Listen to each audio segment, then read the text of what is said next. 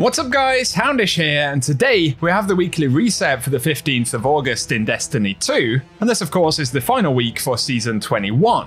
Hopefully next week we'll get some pretty juicy info, and of course a good new season, but for now we're going to jump in and check out the main rewards and vendor inventories for this week, and that includes the Eververse refresh, of course housing the final week of Bright Dust items for Season 21, plus we'll cover vendors such as Banshee and ShADA-1, as well as key rewards and unlocks for the week. So I hope this one is useful guys, and if you enjoy it, be sure to get subscribed for more D2 content. But otherwise, let's get into it. So as we get into the game this week, some players have been wondering, will there be an additional sort of season finale element, or a somewhat typical season finale in the final week of the season? And looking initially at the director and things like that, it doesn't appear that we're getting anything especially unusual this week. So I'm afraid I don't have any massive positives to report right there, but we are getting a booster for reputation inside of Vanguard, Gambit, and Crucible this week, so triple boost is active all week long, and if you need to get any stuff done, of course it is a good time to do it. Now though, let's look at the Eververse store for the week. Hopefully a few juicy items from the season right here. I can spot a couple initially, so looking at Bright Dust stuff on the front page, initially there is Peace by the Water,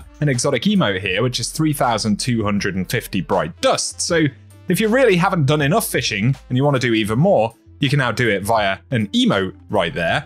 On top of that though, we have the Scrivener's Skipper exotic ship right here, which is 2,000 Bright Dust, another new one for the season at the very least right there, so something else perhaps to add to collections if you like the look of it. On top of that though, there is the Resurrected Shadow, transmat effect here, 450 Bright Dust as always, if you fancy adding that one to collections. And then for the featured shaders, we've got Atmospheric Glow initially here on the front page. Pretty cool green shader from back in the day right there. On top of that, there is also Butterbark, which I swear is one that I actually owned already. Colors are rather interesting with this armor set, but again, the shaders on the front page are 300 Bright Dust as always. And moving over to the second page for Bright Dust items right here, we have the Circling Sharks exotic emote, which is also 3,250 Bright Dust right there. Kind of reused the paddling pool from the emote that we got last week perhaps, but something you may want to add to collections. And then we're getting exotic ornaments this week for various classes. So we've got Chivalry's Chill right here for the Cadmus Ridge Lance Cap.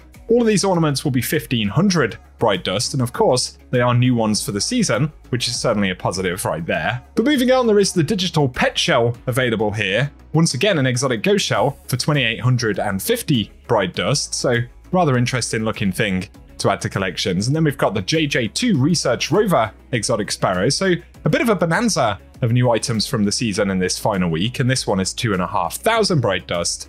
On top of that though, there is the Rapid Response exotic ship, which is also 2,000 Bright Dust right here, so something else you may want to pick up in the final week of the season. And for the weapon ornament here, we have the Outrunner for the Arbalist, so this is 1,250 Bright Dust, of course the Neomuna themed community voted ornament that was made for Arbalist right here, a pretty nice one, so let us know if you'll be picking that one up. And then we have the Side-Eye Projection Ghost Projection here for 1,500 Bright Dust. I suppose let's take a quick look at it nonetheless right there. And then for the Flare section here, we've got the 44 Steel shader available this week. Once again, all of these will be 300 Bright Dust. On top of that, Butterbark is featured for a second time. And then we've got the Laguna Cruiser shader here as well, if you want to pick that one up. And finally, the Argent Teratorn, which is a pretty cool Season of the Haunted shader that you can grab this week as well. But finally, for the Eververse store at least, we have the Cabal Entrance Transman effect.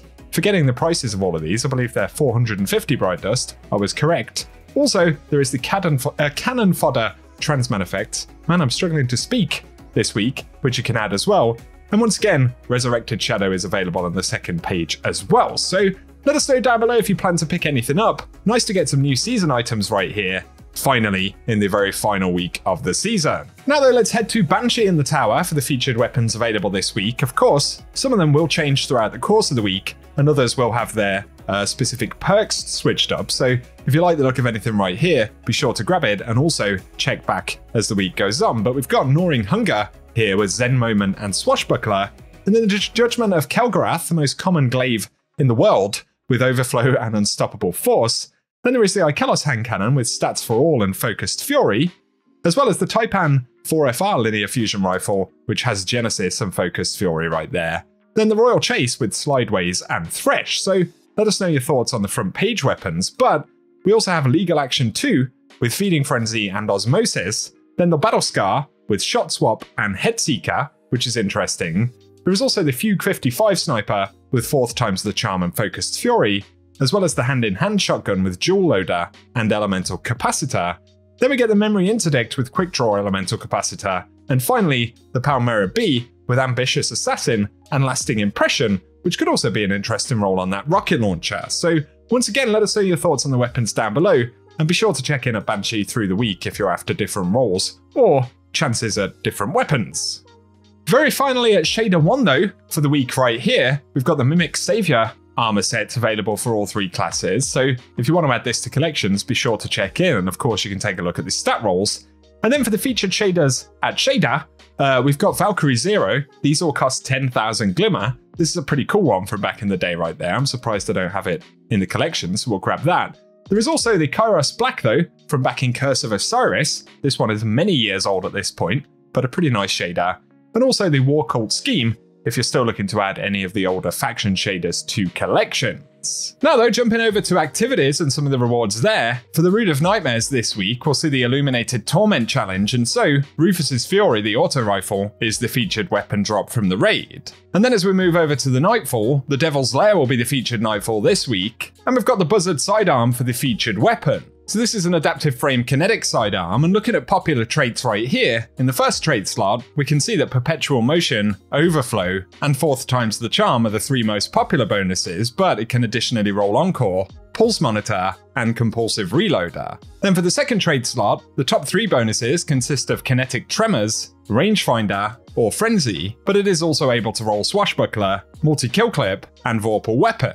On top of that, it has the Stunning Recovery and Vanguard's Vindication origin traits. But the top roll pretty much consists of Arrowhead Break, Ricochet Rounds, and then Perpetual Motion and Kinetic Tremors, or at least that is the most popular roll that players are using. But obviously, combining things like Overflow or 4th times the Charm with Kinetic Tremors is pretty good as well. And Kinetic Tremors is certainly the perk that makes this weapon sort of most interesting. But obviously, Rangefinder is decent in PvP, and the other damage bonuses like Frenzy or Swashbuckler are worth considering. At least though we do have a bit of an idea of the sort of god roll that players are going after on the most part, so let us know down below if you're still going after a decent roll on this thing or if you've managed to pick one up. I believe that Buzzard will stay in the rotation next season, and of course we'll get other weapons introduced. So give us your thoughts on that in the comment section, but finally right here for the featured Lost Sectors this week, today we've got Chamber of Starlight on the Dreaming City, and that's dropping exotic chess pieces. August 16th we'll see Bay of Drowned Wishes though, dropping exotic helmets, and then we'll get Vel's Labyrinth dropping legs on August 17th, Exodus Garden 2A dropping gauntlets on August 18th, before heading over to the moon with K1 Revelation on the 19th dropping chest pieces, with August 20th seeing K1 Crew Quarters dropping exotic helmets, and finally for August 21st, it'll be K1 Logistics dropping exotic legs. So hopefully that'll be useful if you are still hunting down any of the exotic armor drops. And otherwise for today guys, that's what we have to round up in the video, but on the subject of Season 22, we'll probably get more conversation about that this week, potentially